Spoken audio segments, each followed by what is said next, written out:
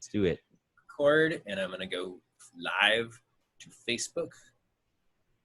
Oh, can I watch it on Facebook too? Yeah, just make sure you mute it. I will. Is it on your Facebook or? That's what I'm thinking. That's what I'll just do.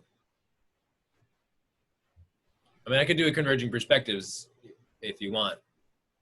No, I don't care. It's whatever you think. Doesn't really matter, huh? More viewers, maybe. Share on a page you manage. I'll just share it on my timeline.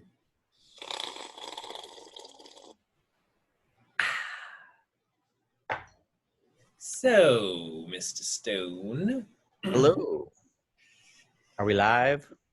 Oh, no, we're not. Sorry. I'm always trying to anticipate.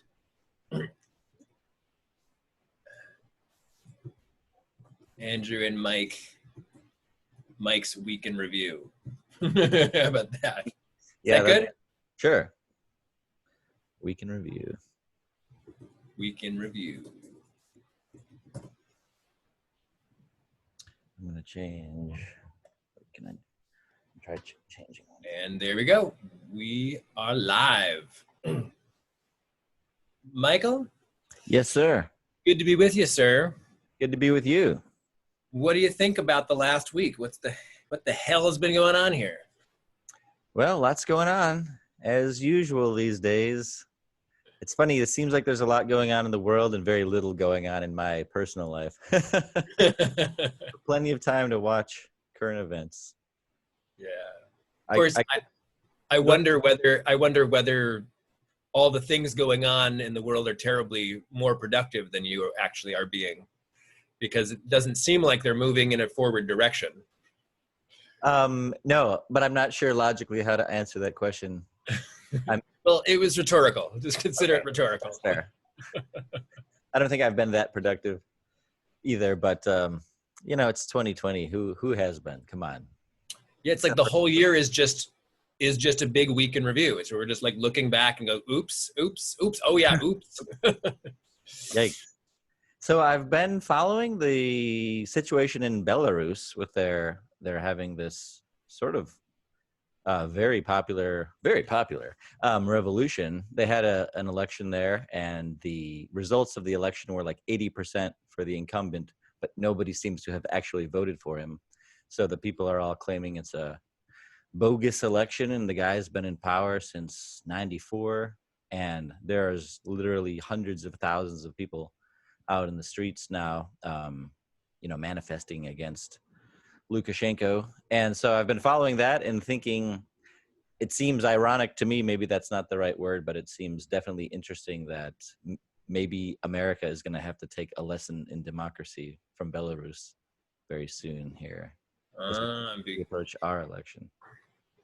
Interesting. Yeah, it is. I find it quite peculiar that Donald Trump perhaps unwittingly described his strategy for defunding the post office so that we can't vote. And I recently saw that the states that are not set up for absentee ballot voting are mostly conservative states.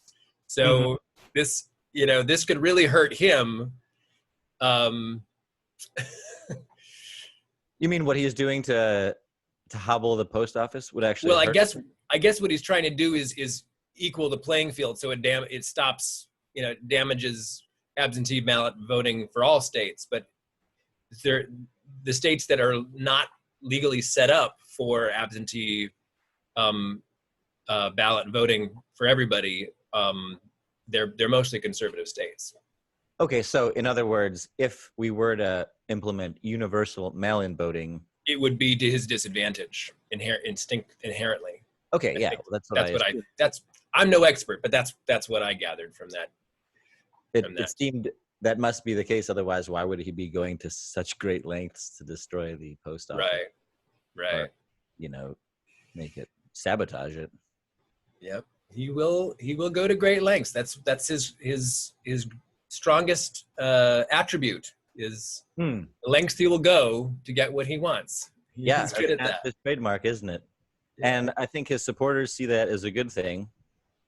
I remember when Donald Trump was running for election, and I didn't support him, but I also didn't think he was evil necessarily. I couldn't really understand what his agenda was.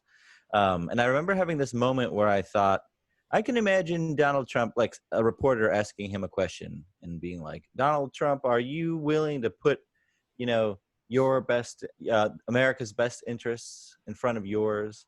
And then him saying something like, my best interests are the best interests of America. I want a strong America because that's good for me. And a good, strong Trump empire is good for America. Like in his mind, it's one and the same. But I think in reality, there's quite a few conflicts of interest between what's good for Trump and what's good for America. Yeah. Yeah.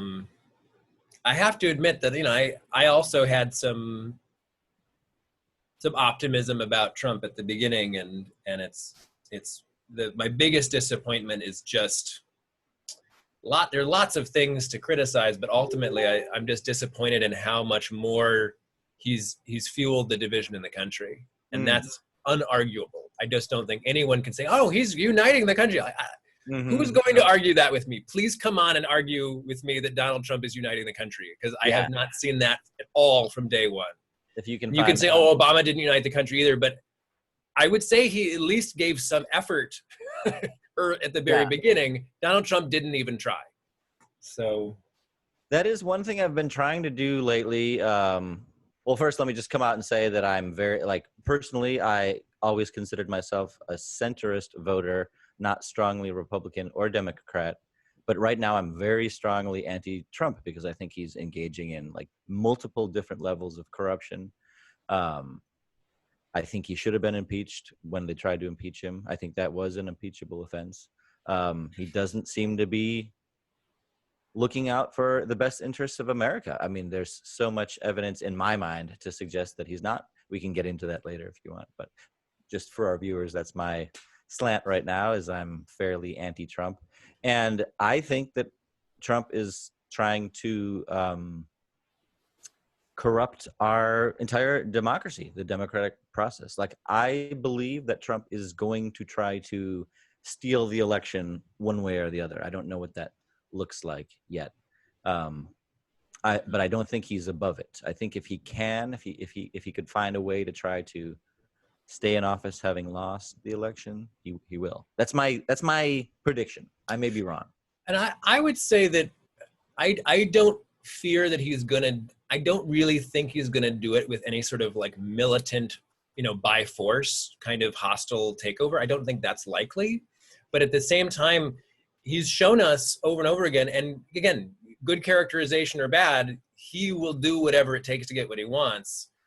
And so I imagine he will bend a lot of rules to whatever power he has. He'll use it to get what he wants, which is to win a re-election. And that may be what he's willing to do it might be uncomfortable for most of us. Yeah, and that's the question: is it just uncomfortable, or is it something that's really putting our democracy in peril? I want to bring up the live feed, but muted over here. Yeah, we're live. Well, go ahead. How is this? So how's this affecting your relationship to your family? I feel kind of distant from a lot of people in my family right now. It's not everybody. But my parents are very right Republican leaning, and I don't think they really particularly like Trump on a moral level, or in terms of character, but they seem to be willing to overlook that.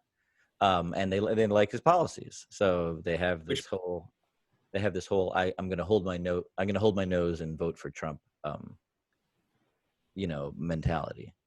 And in general, I think that's okay with politics. I think it's okay to, choose the lesser of evils, or you might not like certain things about the candidate, but you go and vote for him anyway because you support the policies. But in this case, I really think we're at some kind of crossroads in America. And there's, I saw a video and it was Trump or America, and you have to choose. And I sort of feel that way. I feel like if you vote for this guy who just consistently lies publicly, literally every day, and who seems to not care at all about the COVID pandemic, for one thing, seems to not care at all about bounties on United States soldiers' heads in Afghanistan, seems to not push back at all against other authoritarian heads of state like Putin. He says he's tough on Xi in China, but honestly, I think he admires him, and Kim Jong-un, and MBS in Saudi Arabia. I feel like these are Donald Trump's role models. And he's trying to do as much as he can to lead in the way that he feels like they would lead. This is partially my theory. It's other people's theories as well.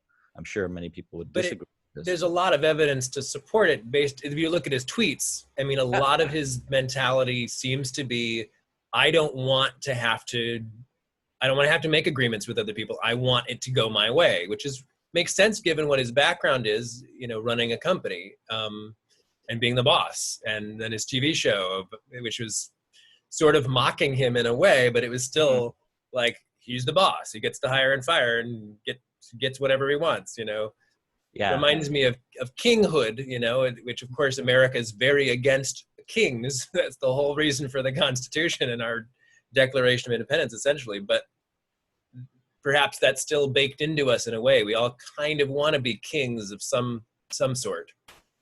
That's true. It's possible that we, on a personal level, all want to be king of our own kingdom, and that's what drives some of American politics, is especially people on the right who don't want a lot of big government oversight. They kind of want to be able to be the king of their castle, right, in their house, and defend themselves and everything. And I understand that. And that is part of America. But this notion that it's okay if the president starts acting like a king because he's your guy, that is just something.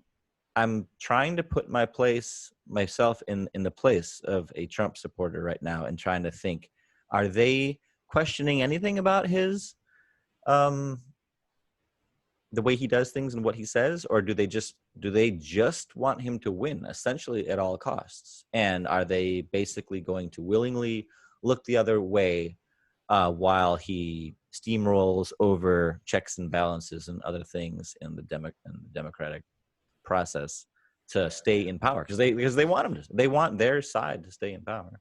So this is what's going on. We're already seeing ads going both ways, in which either Biden campaign is saying, Trump, is it either Trump or America, and of course exactly the same thing is being said. It's either Biden or America, which I don't think you've got a very credible story to say, well, yeah, our guy's been in office for the last 4 years, but if he doesn't stay in office, oh my God, the country will be ruined. It's like, wait a minute. Oh, yeah. How does that compute? How has Trump been there for 4 years and we're hanging by a thread now? Like, does that make sense? Is that a coherent story? I don't think so. But I don't think either story is terribly coherent, in the sense that it's yes, I know there's argument you could have. Oh, Donald Trump will fill the bench with conservative judges. That will distinctly change the cultural laws based in our cultural values that most of the country may be against. But really, we're both being sort of both sides are being sort of drawn into this instinctual fear of the other being the death sentence of the country. Mm-hmm. And that just seems kind of over is far-fetched and a little overdrawn. I think that what we're seeing basically relayed from both sides is the idea that this is the Democrats are going to turn us into a socialist state if they get in control, which hasn't happened yet. Of course, there's been some social program push in most Democratic presidencies, but the other side is saying, oh my God, Trump is going to become a total dictator. And so You're right. It's crazy. It's crazy that we're both sides are seeing it so extreme right now. And I keep trying to step back and say to myself, this is just it's my own bias at work here. I'm constantly looking for more evidence of Trump being a traitorous, dangerous person on this slippery slope to fascism, and I keep finding it. And so I am questioning, my own. I am questioning my own objectivity. Absolutely. Um, but just the fact that it is so extreme right now is in itself, I think, a sign that things are in a weird place and possibly a dangerous place. Yeah, and given COVID, I mean, COVID is created a very interesting shift in everything. I mean, the economy is really royally in terrible shape. That's making everybody upset and scared. And then you got this disease that's behind that, but it's like, how much is that going to scare people to do dramatic things? So I guess in a way, maybe both storylines are justified by how unusually scared we are right now. We could be even more irrational than ever. Yeah, that would make sense. Just that we're unusually fearful. I do think that COVID is having a fear generating effect on everybody, maybe even a hatred generating effect, or whatever is the opposite of love. I suppose it is. Is it fear? Or is it hate? Or is it apathy? I don't know, but I think it's apathy, but yeah. that's what they say. But so it's like we're all divided physically from each other much more than previously. Like I think we're all a little bit more fearful of strangers. We're getting less hugs and physical affection than we would have been in the past because everybody is I mean, I'm kind of afraid to even visit my parents because if to do that I have to get on a plane and then expose myself to hundreds of strangers in the plane and on the airport. And my parents are getting on in years, so it's the idea of that I could be the one that gets them sick is it's enough to make me not particularly want to visit home. Also the political divide is part of that reason, I suppose. Full disclosure. But yeah, I think it's putting pressure. I think it's putting fear into all of us, and it's almost like just putting the entire world into an additional level of pressure. It's like an additional level of stress in the entire world right now. It's like that screws are tightening a little bit. Our brains are being squeezed Like a squishy ball. Would you like to dissect the ideology behind the conservative and liberal divide? Yeah, we can try to. I don't know if we'll be able to get there or not. So, well, let's just start with, what is it that the conservatives are most afraid of? Mm-hmm. Like, why would a conservative right now still vote for Trump despite not liking him and his character, which we know character kind of matters when it comes to leadership? Why would people still vote for him? Yeah. So I think people are afraid of losing the America that they are comfortable with. And for the right, that means they're afraid of seeing the country slide towards socialism and communism. And they're afraid of seeing it slide towards multiculturalism to the point where, like, the fear is that in a few more years, it won't be recognizable as America. And sometimes you hear something like that and you don't hear specifically what it is that people are afraid of. But I think they're talking about multiculturalism, multilingualism, like the idea that that English might not stay the dominant language, that Christianity might not stay the dominant religion, that white might not stay the dominant color. And that the people who are wealthy and successful right now would lose their status or position. I think those are some of the main fears. Do you agree or have anything to add? Yeah, well, yes, I think those all make sense. But then there's the economic ones, right, where people really do think that Donald Trump has been helping people get back jobs. And I've heard that some people did get jobs back in manufacturing and industry that maybe they had been laid off from.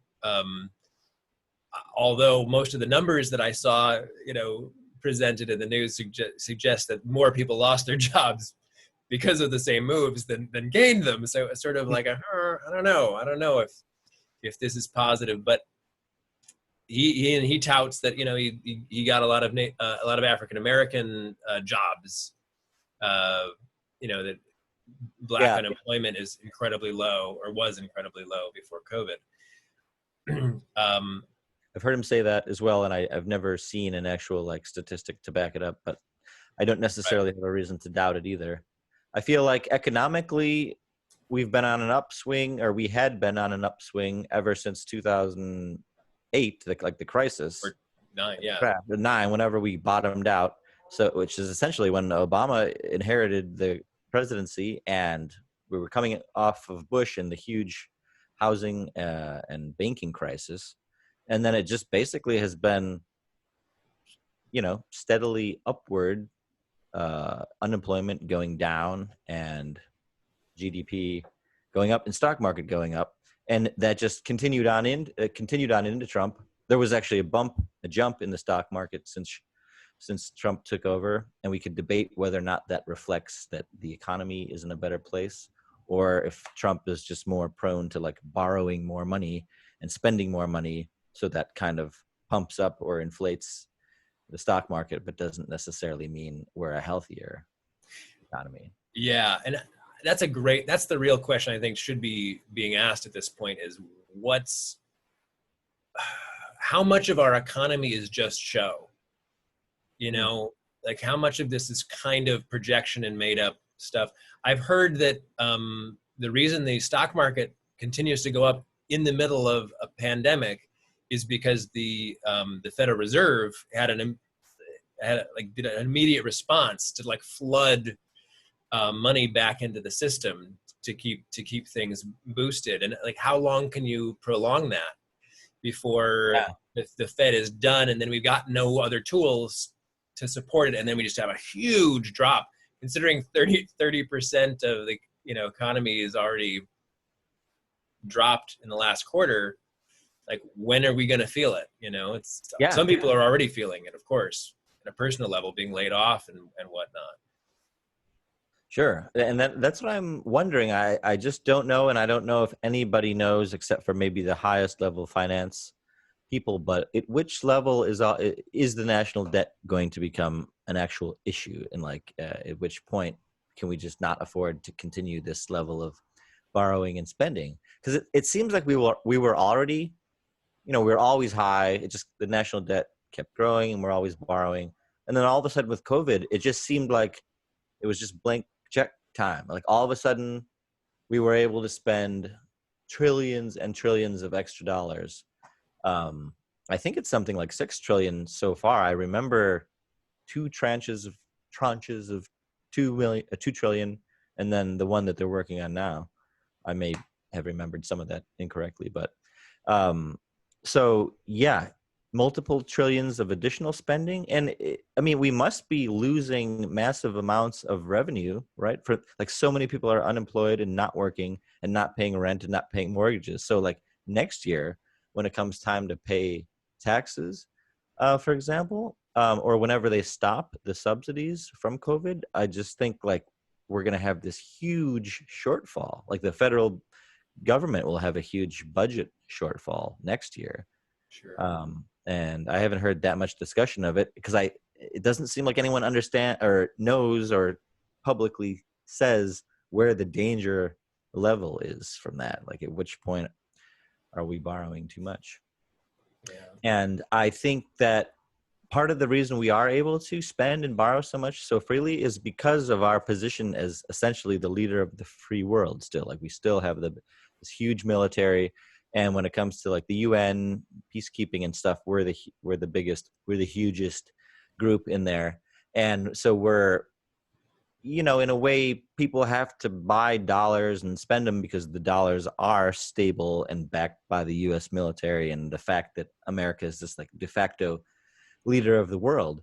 But if we were to lose that status, for various different reasons, then it seems like you could have a toppling of a house of cards where like the dollar is losing its value because people, don't believe in the United States of America anymore because of all of our internal strife or of our pulling back from our commitments to the rest of the world.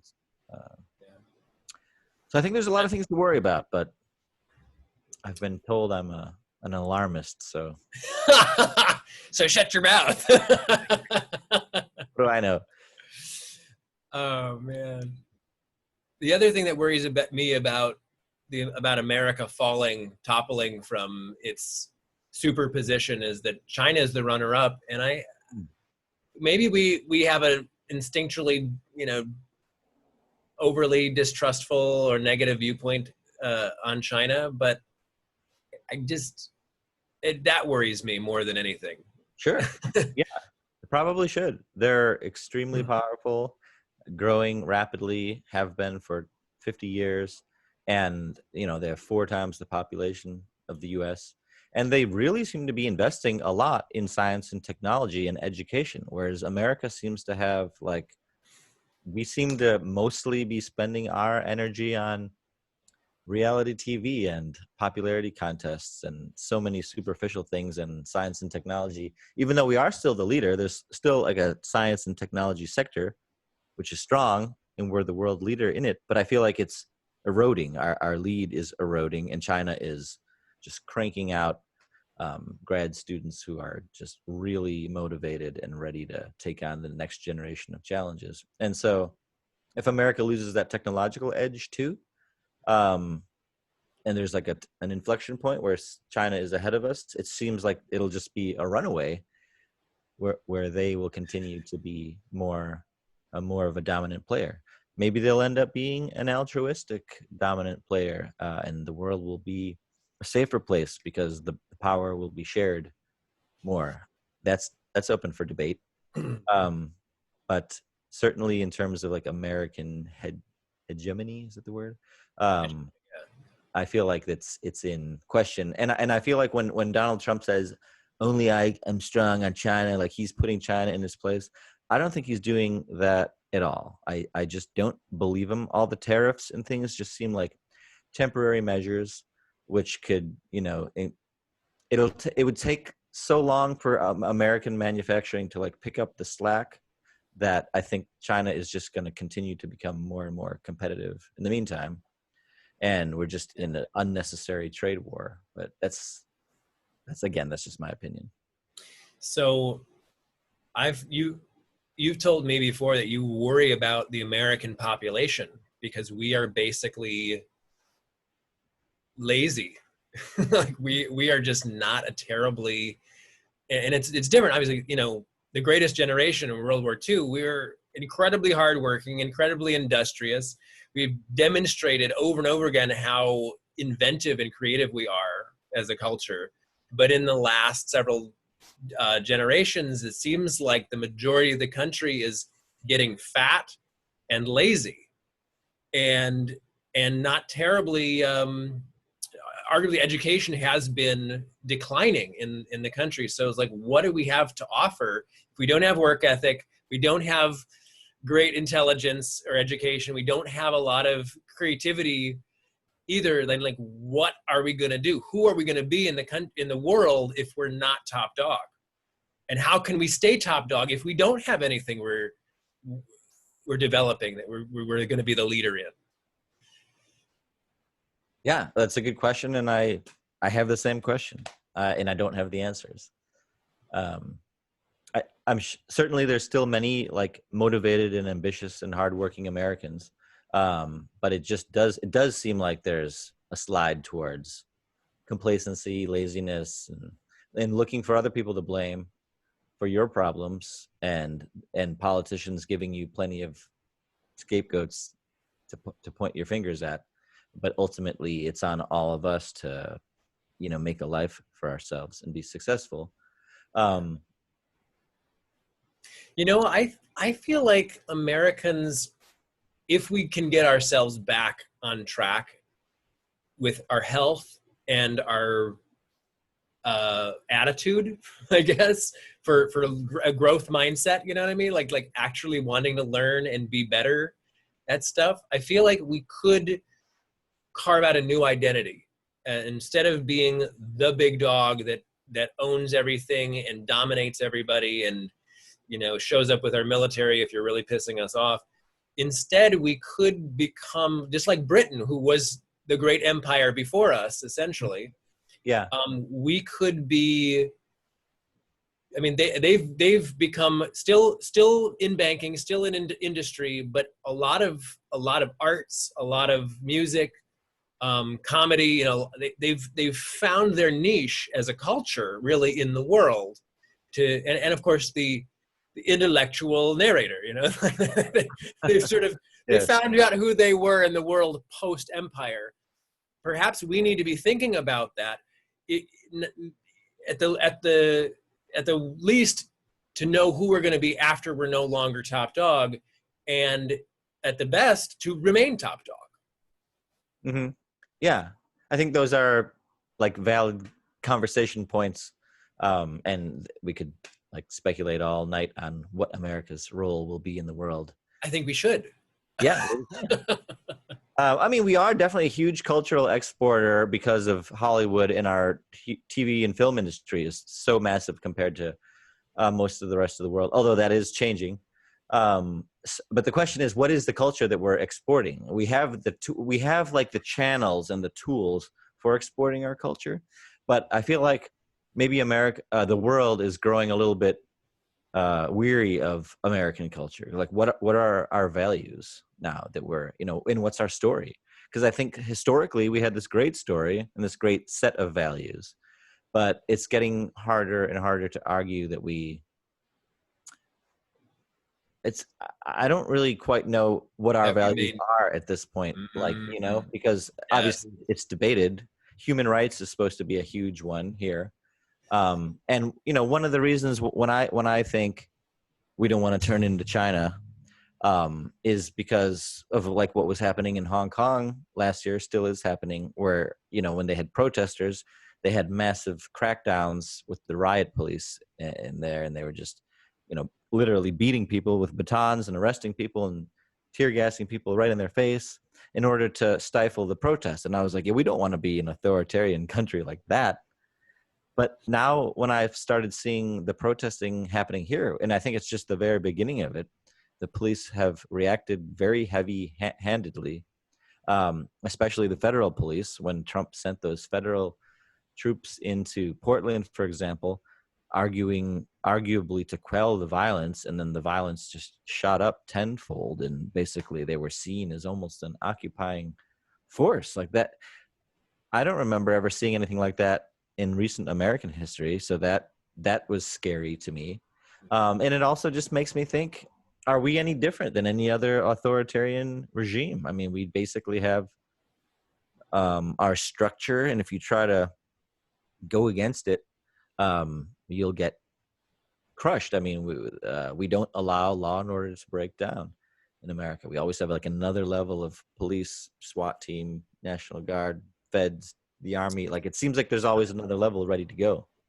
This sort of fix things by force mentality is a real problem, I think, because we see it on the right, and we also see it on the left.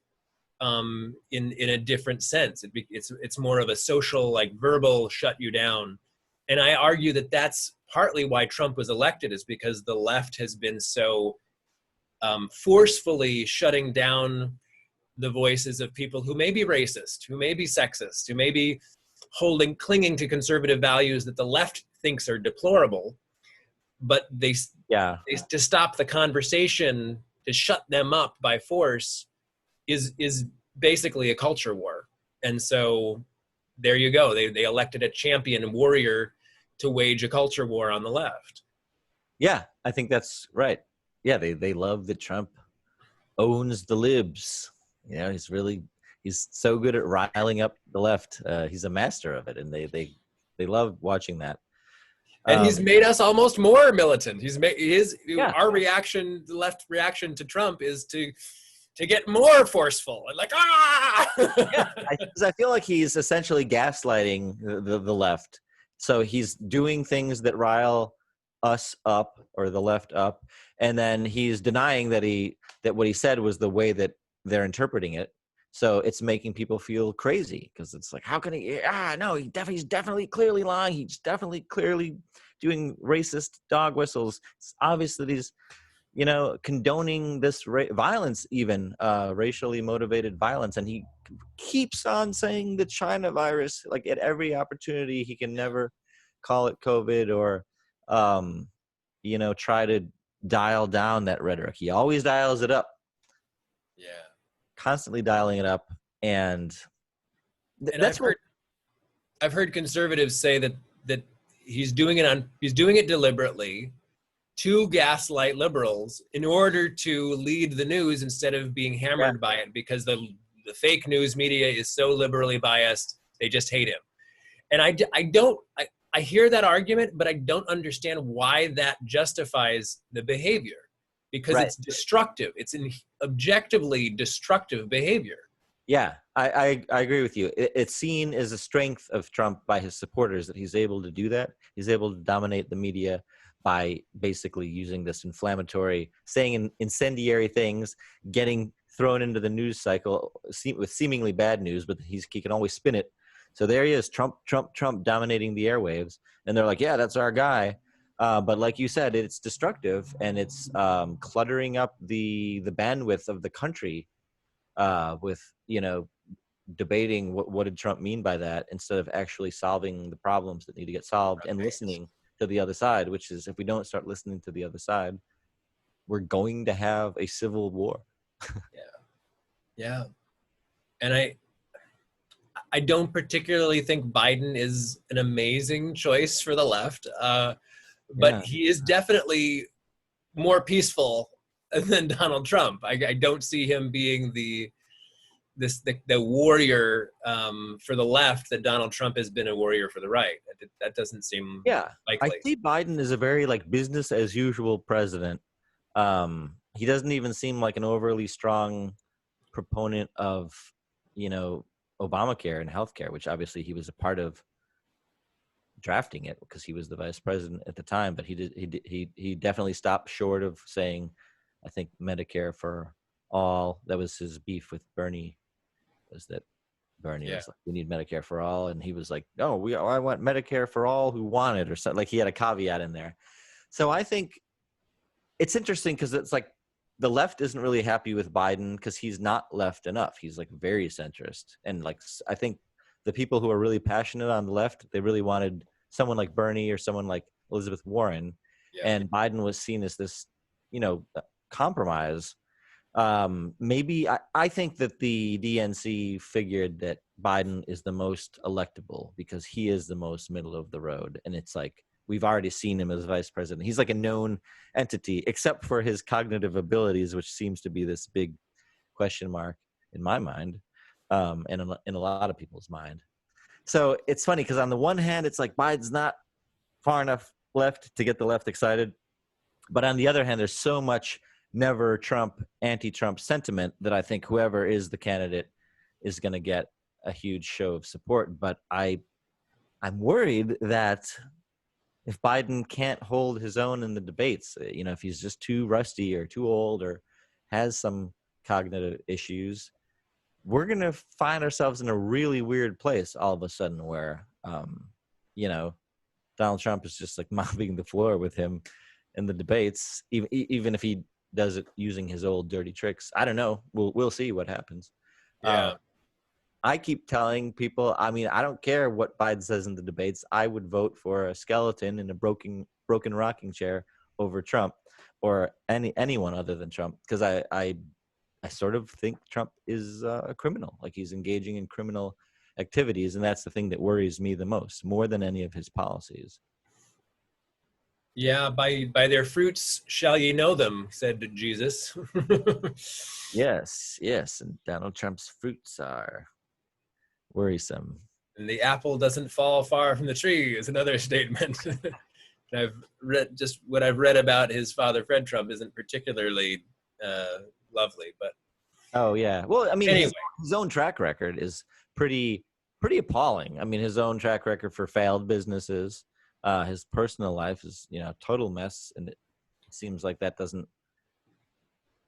His supporters don't seem to care at all about what kind of Right. life Trump lives, or maybe they like it. They're like, you know what? He had three hot, sexy supermodel wives. That's the way to do it. So That's the way that's to the do real it. reason for hero worship, is that he's a modern day king. He's Yeah, an oligarch. He's cool. essentially royalty, wealth, business royalty, and we look up to him somehow. Yeah, the part of us that wants to be, a do whatever you want, dictatorial king. But for a lot of people, the Christians and the just people who are moderate Republicans, like they've got to have something. They got to have some strong reason to continue to support him despite all of these flaws. And I suspect it is centered around capitalist philosophy, and the absolute abhorrence of the word socialism, and how it represents the downfall of America in many's minds. Whereas if you like pull out of that extreme perspective on socialism, you see that our country's loaded with social programs. It has been for quite some time, and none of them have turned us yet into a communist state. And they've been around for a while. So why would we suddenly go, oh my God, if Biden's elected, it's the end of the country as we know it? Yeah, that just seems like absurd, political statements to me. I don't buy it at all. I honestly think Biden wouldn't really steer the country. He would just push it back towards maybe what Obama was doing. In fact, it just seems like Trump's platforms are to undo what Obama has done and then not provide any alternative solutions, especially with Obamacare. Undo what Obama has done, build the wall, and put America first, whatever that means. And yeah, well, go ahead. Yeah, I feel like lesser of two evils is a successful political strategy. It has been for some time, unfortunately, because it means we have no real leadership. We're trying to stop something from happening. And then you look at Congress, that's exactly what it's doing. Congress is successfully stopping significant change from happening in any direction. It's like we've created a stalemate because we've been marketed in our minds to be fearful of change. Mm-hmm. And then the change that we vote for, like, oh, Obama, oh, change, yay, hope, change. It's like, and what are we going to get from that? Like, what really happened under Obama of any significance? Like, not a lot. Very, very little. And, he had a conservative Congress completely against him. So they're like, maybe he had some plans that just were unexecutable at a certain point. But I don't think the American public has any idea what leadership is anymore, because we don't think about the future. We're not thinking about a realistic plan for who we can be as a country. I think we're in identity crisis, really, and we don't know who we are. Therefore, we don't know where we're going. We don't really know our history because a lot of it's been whitewashed, and we're buying into some utopian version of our history that's just not accurate. So we don't know who we are. We don't know where we're going, and therefore we don't know who to elect as a leader, because we wouldn't know one if it was standing right in front of us. Yeah, we elect the person that seems like, I feel we're allowing our fears to dictate who to vote for. The guy who is going to protect us against the thing that we fear. Right.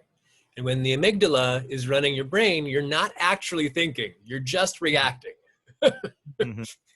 There's no real thinking going on when it's It's like you're trying to get off a crowded, like the Titanic sinking, right? It's just like scramble over everybody else. Unless you're one of those musicians in the band. Just playing strings. Yes. It's been good knowing you, Winston. It's been a pleasure playing with you, Charles.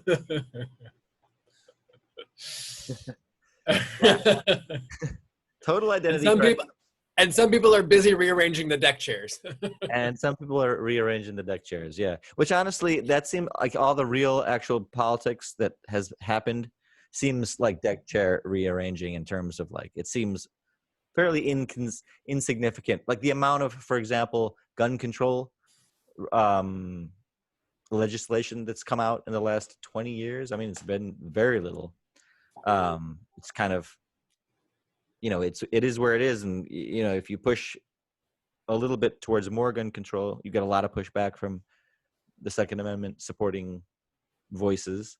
And it ends up, I mean, it's basically about the same to get a gun as it was. I think in 94, there was like the Brady Bill or some kind of legislation about gun control. Like a big thing happened in the 90s. And so I think the NRA people thought that that was too much and have been pushing back against it since then. But it's still relatively easy to just walk into a gun store and get an AK-47 in America. It's like still pretty easy. We're in California, the hardest state. And even here, it's, there's a 10-day waiting period. But other than that, if you have a clean record, you can go to a store, start the 10-day waiting period. So I could get myself an AK-47 before the end of the month. Yeah, you sure could. You could get a shotgun. You could get a couple of pistols. You can only buy one pistol every 30 days in California. Also, California, the Ninth Circuit Court just overturned the high-capacity magazine limit. So in California, you can only have a 10-round magazine in a gun, which is pretty low by like the national standards. But they just overturned that. So it's actually California's going back a little bit towards more freedom to defend yourselves. So how many bullets do they get now? 20 or unlimited? I'm not sure. There's still a limit. I think the national limit might be 30. I'm not sure.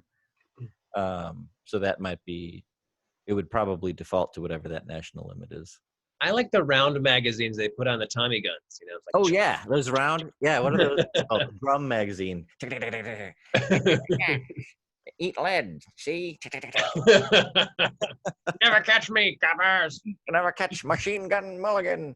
Yeah, let's go back to those days. That's when America was really great, right? You could a bank. There wasn't cameras. There wasn't cameras everywhere. Take Obama.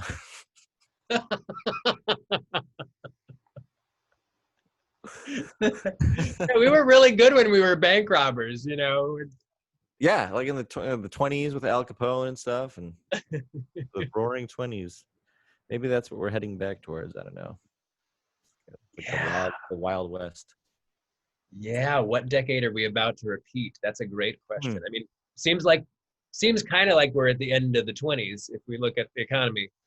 Yeah, and in terms of our slide towards fascism, feels like that. Yeah. Yeah, I hope we're not entering the 30s. That is an abysmal decade to relive.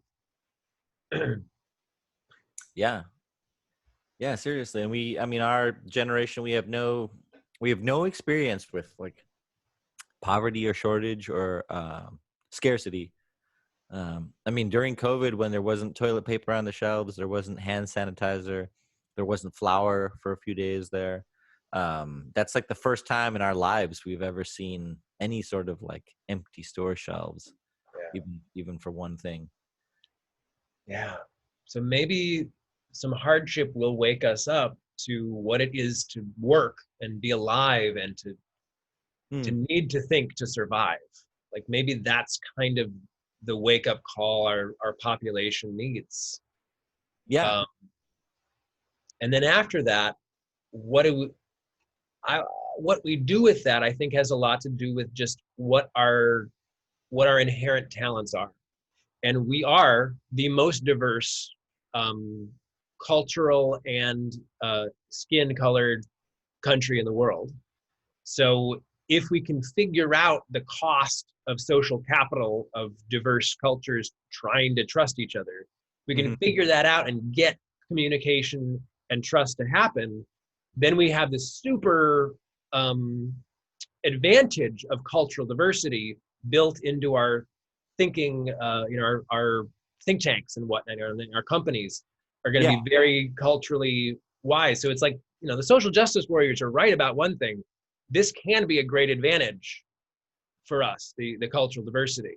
And I think I would argue that that's why Rome was so successful. It was the technological brain trust all merging at these ports where they were open ports. You could be any religion and you wouldn't be persecuted for it originally.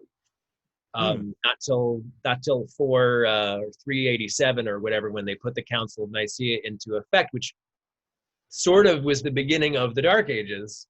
For hundreds of years, Rome was open ports, And Yeah. they wouldn't. I don't think if you were a criminal, I don't think they would export you to wherever you were a criminal at. You were sort of a free man if you were not a criminal in Rome. Oh, interesting. So they kind of give you like, what is it called? Amnesty or yeah. or something like that. And so yeah, I at least that's what I've understood, is that Rome was this awesome melting pot for pirates and engineers and different artists and technologists who basically all came together and fused their technologies and their minds to create the best war technology, the best building technology, and the best cultural fusion, which meant they were the superstars of the world for a big chunk of time. And I would say America has that, and is that, and has been. And yeah, it's, if we can continue to figure out how to leverage our multiculturalism, it totally could be and would be an advantage, not a disadvantage. But there is definitely a counter story, counter narrative, which goes around saying that multiculturalism is dead on arrival, and then it'll never work, and it's a weakness, it's a liability. Right. I know people who think that. They're just like, yeah, the reason we can't be like Sweden is because we have like all these different cultures that don't match up. And that's partly true, because it is harder for us to trust each other than it is for Swedish people to trust each other. Yeah, right? probably it is. And I think we've been putting the wrong politicians on the megaphone, telling us to be more afraid than we need to be. I think. Right. See, I think that the politicians could be handled if we just learned enough to not be so easily manipulated by the current political rhetoric. If we said, no, I don't buy your negative spin on everything. I don't believe your crazy re-edit of those clips to make this person out to be an absolute villain. Nuh-uh. Yeah. Then we would demand, like, the ads wouldn't work on us, and the test results would show they're not working, and they'd have to go with leadership slogans again and actually talk about what they're going to do rather than just how evil their opponent is. Yeah. I agree with you there.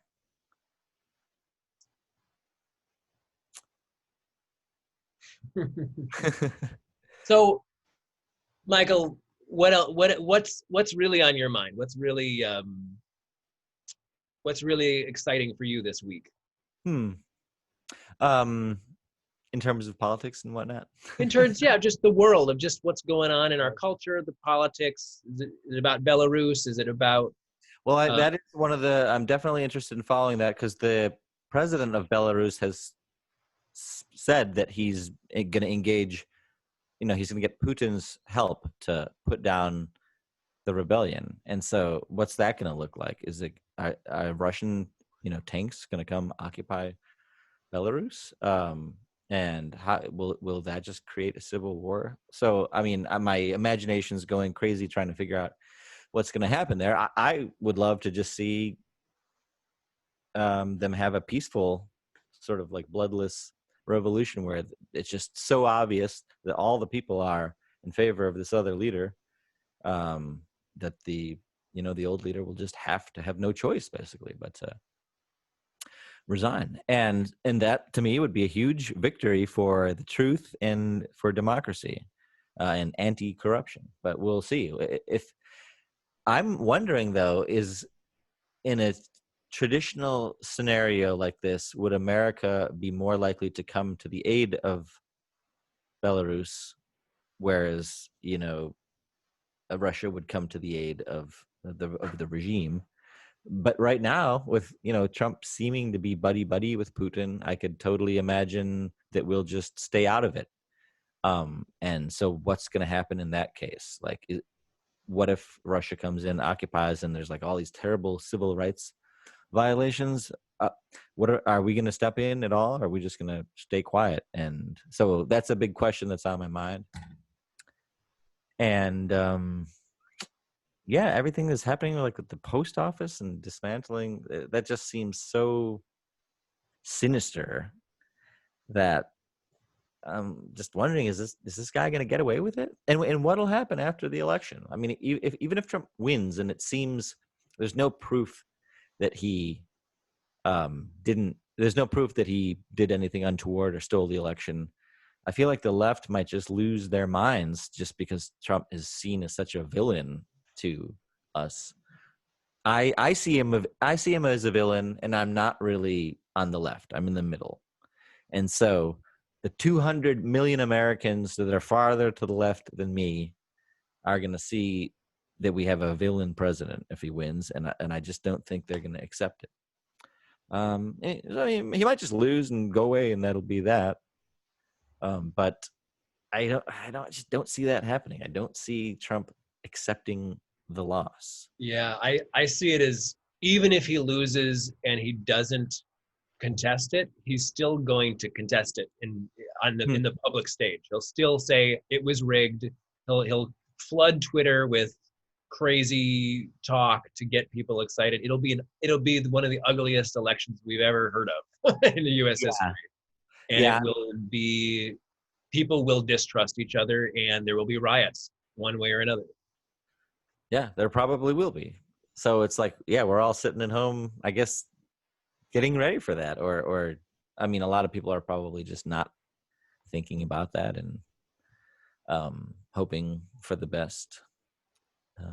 I'm hoping for the best, but also I've never been more concerned in my life about like the state of politics. It's always been, politics is this subject that you can get informed about, you can chime in, you can develop your opinions, you can have an opinion, you can try to convince other people, but it's kind of like almost just like an intellectual pursuit. It's just, the thing that you talk about, this is your worldview. But right now, I almost feel like how the founding fathers would have felt like after, it's like after they went to war with England, and they're like, okay, what are we going to do now? Like, what kind of government are we going to have, and how are we going to lead this country going forward? How are we going to fight this war against this powerful enemy, even like at the beginning of the war? So it seems just like an incredibly historically significant time for America, in a time where I'm very concerned about our future. But I also wonder, is it just the pandemic and all the isolation and changes in my personal life that's making me see things darker than they are? It's hard for any of us to answer that because we're all in this pandemic crunch. But you might have some thoughts on that, I guess. On what exactly? On whether or not, I have sort of like a doomsday outlook right now. I'm not gonna lie. I have a very dark view of what's going to happen with the election. Like you just said, I think there's going to be massive rioting one way or the other. And maybe we just get through rioting like we always do whenever it crops up. But I think this is going to be something on the order of something we've never seen before, or haven't seen in a long, long time. And maybe that's just what needs to happen. My question is the reason I'm feeling so doomsday scenario-y because of COVID and the isolation and the lack of human contact and everything that's going on in the world? Or is it really happening that way? Or a combination of the two? Yeah, I would say my feeling is it's definitely COVID related, but there's no question that the country was at a one of the peaks of polarization before Trump was elected, and it's gotten worse since he was elected. Yeah. So yeah, and we have people on the right and left, deliberately and not deliberately, ignoring all media that would give them the alternative viewpoint and only looking at news that proves the narrative they want to believe. So we're living now in separate worlds. And when we try to actually come together and talk, it's like, it's just immediate explosion. So that the polarization is definitely real. And how close we are to a civil war, that's definitely a debate. It might not be as close as we're fearing, but we have so much to lose from a civil war. That's the major factor, which makes me think there's gonna be a lot of rioting and sort of bluster, but I don't really think any of us, or the majority of us, is willing to actually start, killing our brothers and sisters over this. Unless we're starving. Unless the economy actually somehow is so just like erodes so completely and people are just not willing to share, because of obviously food. No one should be starving in this country, no matter how bad the economy gets, because there's no way we cannot feed our own population. We are the breadbasket of the world. It's impossible for us to need to have starving people on the street and say that, well, that's just fair. That's just the way capitalism works. That's completely immoral, and there's no excuse for that. Right, and that is some people's viewpoint. But we could do that. We could totally go, people going in leadership, hardcore capitalists. Sorry, if you can't find a job, that's too bad. That's just the way the system works.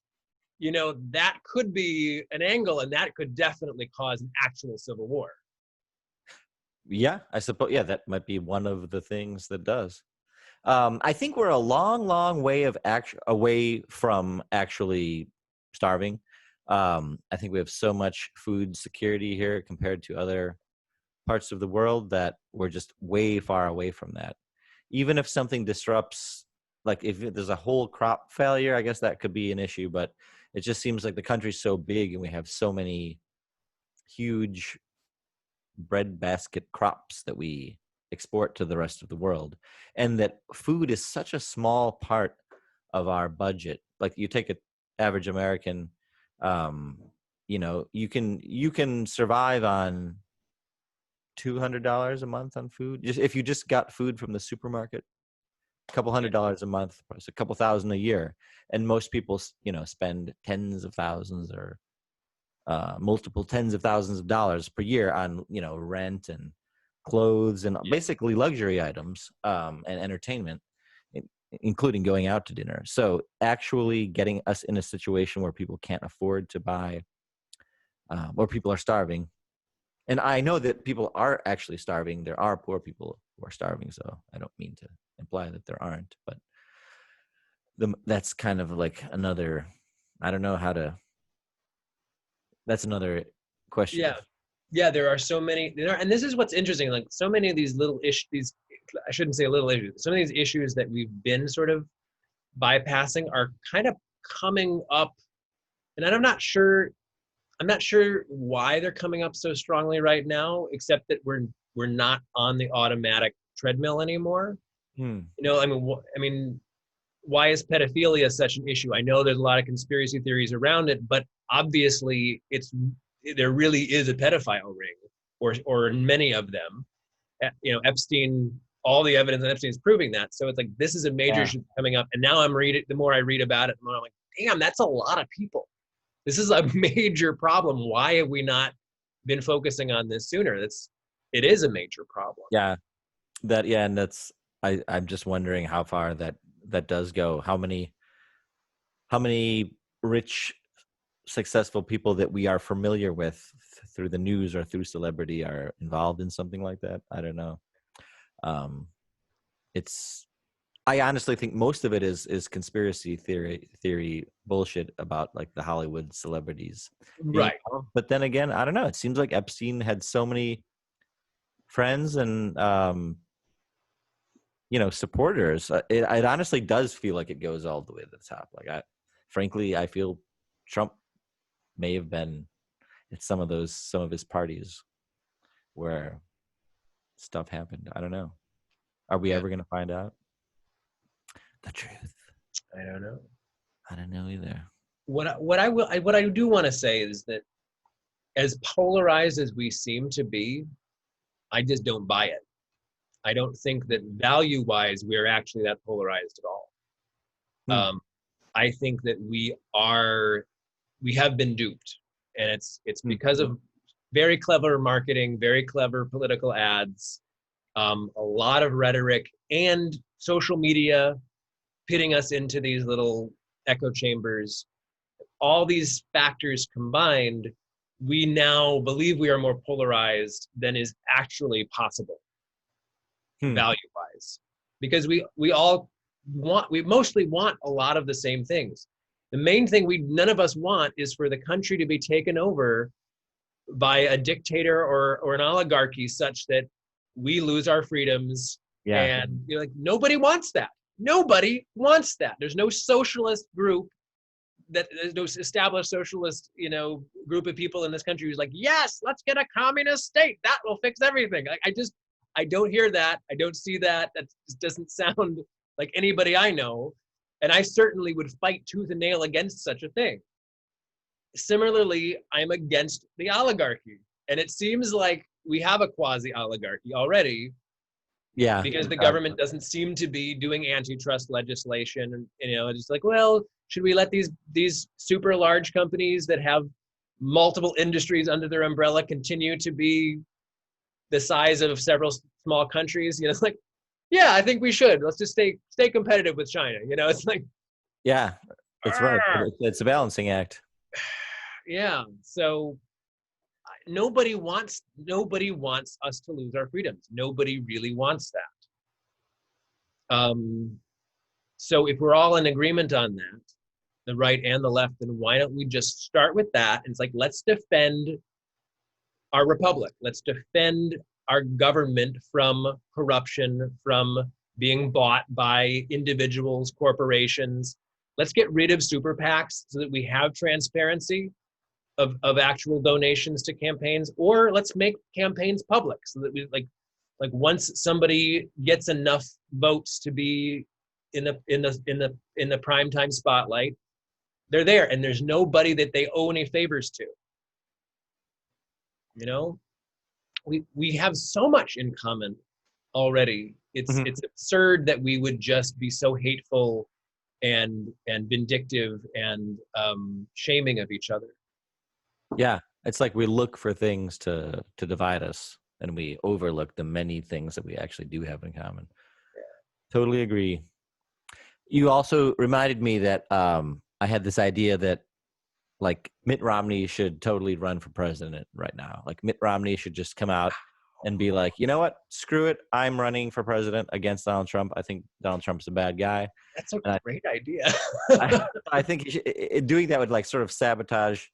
It would almost ensure that the Republicans won't win, but it would also ensure that Trump doesn't win. And I think it seems like Mitt Romney is the only like Republican primetime guy who has that clout. Has that clout and has opened his eyes to the fact that Trump is dangerous and not in America's best interest.